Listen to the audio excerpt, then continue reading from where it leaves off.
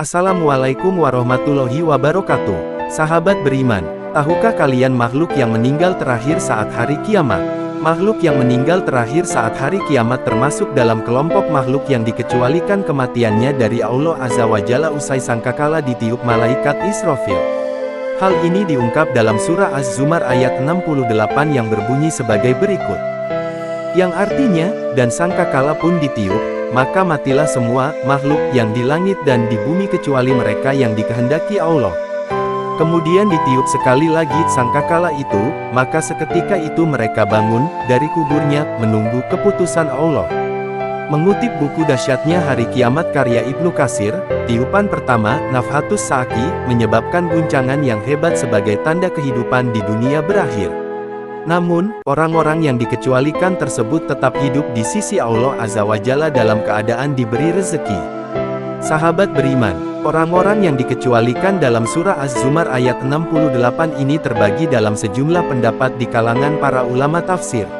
Pendapat pertama, ada yang menyebut bahwa mereka adalah Jibril, Mikail, Israfil, dan malaikat maut atau Israil. Pendapat kedua menyatakan, malaikat pembawa arsy, Jibril, Mikail, Israfil, dan malaikat mautlah yang tetap hidup usai tiupan sangkakala pertama. Sementara pendapat lainnya menyatakan mereka adalah makhluk selain dari yang telah disebutkan. Sahabat beriman, siapa makhluk yang meninggal terakhir saat hari kiamat?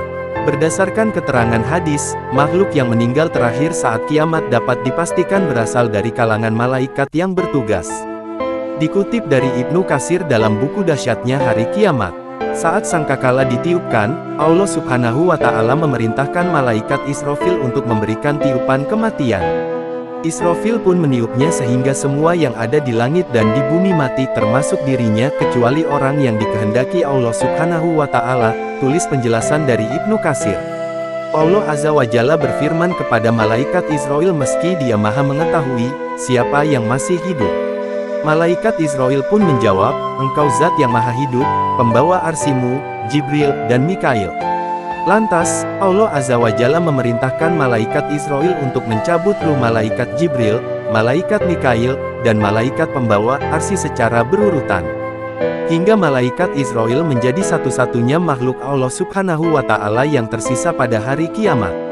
Allah Subhanahu wa Ta'ala memerintahkannya, malaikat Israfil, agar mati dan ia adalah makhluk Allah yang terakhir meninggal dunia.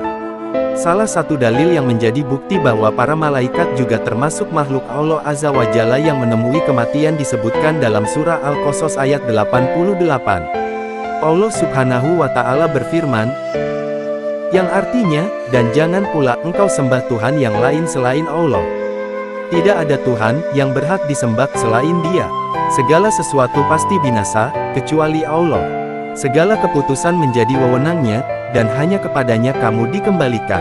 Semoga Allah yang maha bijaksana senantiasa melimpahkan nikmat ilmu kepada kita semua sehingga kita mampu mengambil hikmah dan pelajaran serta mengamalkannya dalam kehidupan sehari-hari.